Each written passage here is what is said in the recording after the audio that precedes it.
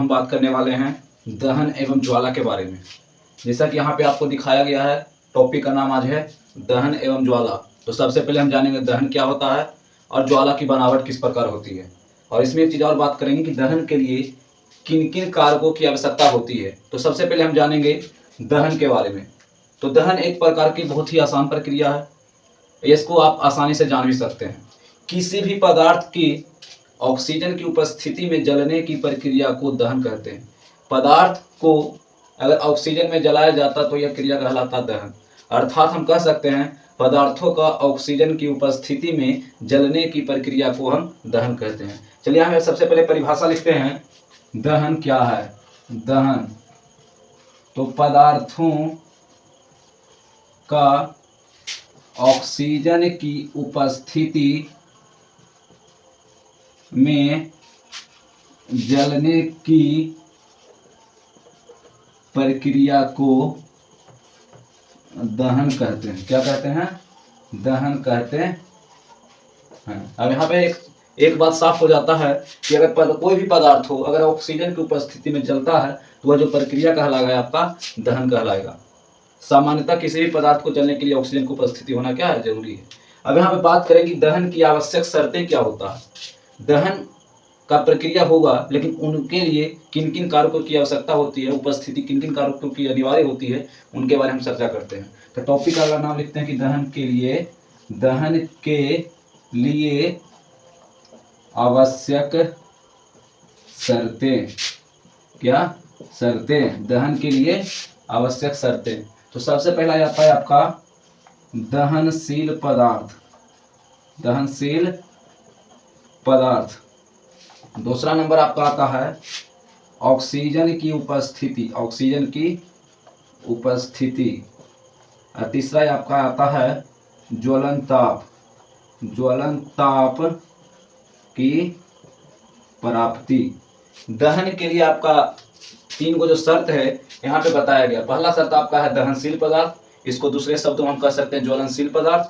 दूसरा आपका कारक है ऑक्सीजन की उपस्थिति, और तीसरा आपका है ज्वलन ताप की प्राप्ति। अब समझते हैं दहनशील या ज्वलनशील पदार्थ क्या होता है। अर्थात वह पदार्थ जो जल सकता है, जिसमें दहन का प्रक्रिया हो सकता है, वही पदार्थ आपका कहलाता है दहनशील पदार्थ या ज्वलनशील पदार्थ। दूसरा है कि कोई भी पदार्थ जब जलेगा जब उसको ऑक्सीजन की आपूर्ति मिलेगा, अर्थात ऑक्सीजन की उपस्थिति उसको मिलेगा। तो दूसरा कारक आपका हो जाता है ऑक्सीजन की उपस्थिति। तीसरा है ज्वलन ताप की प्राप्ति, अर्थात वह ताप उसको मिलना चाहिए जिस ताप पर वह जलना प्रारंभ करे।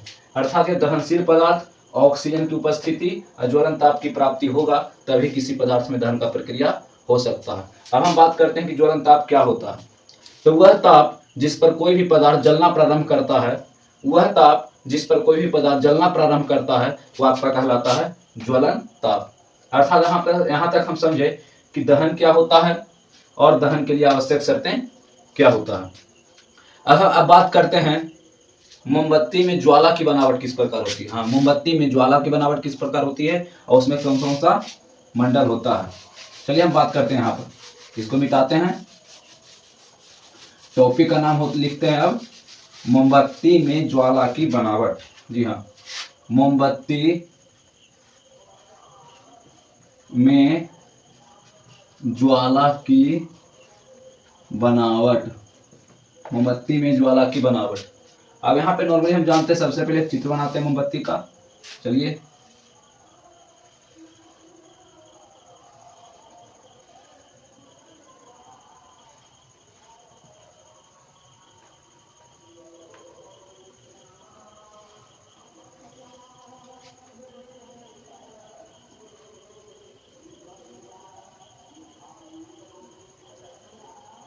ये आपका मोमबत्ती हो गया।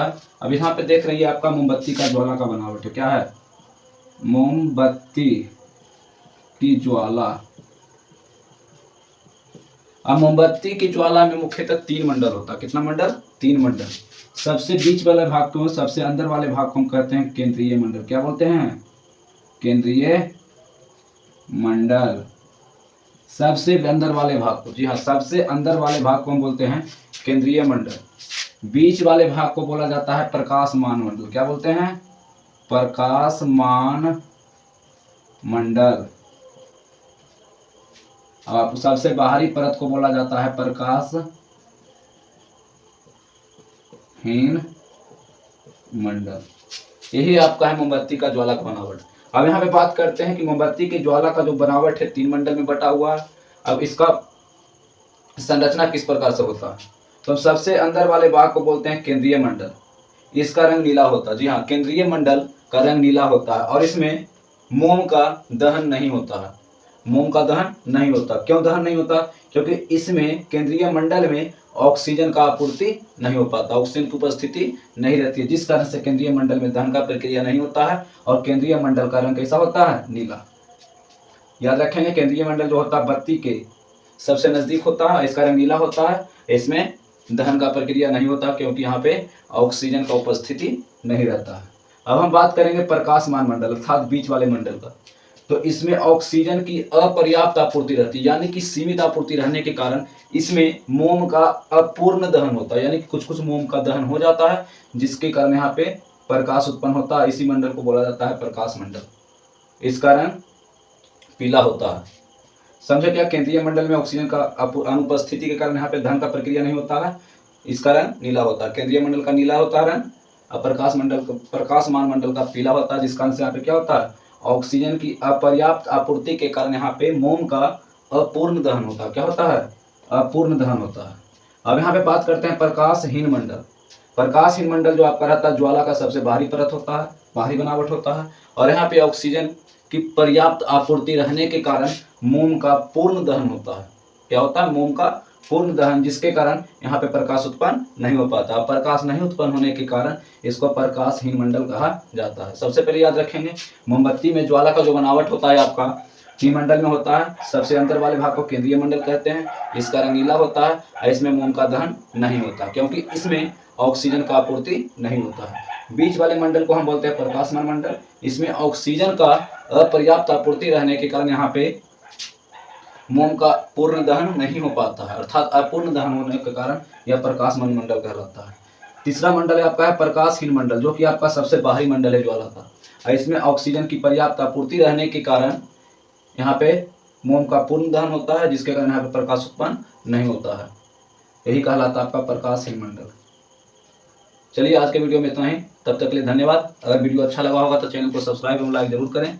अगर कोई भी परेशानी हो तो कमेंट बॉक्स में अपना कमेंट जरूर करें, आंसर देने का हम प्रयास जरूर करेंगे। धन्यवाद।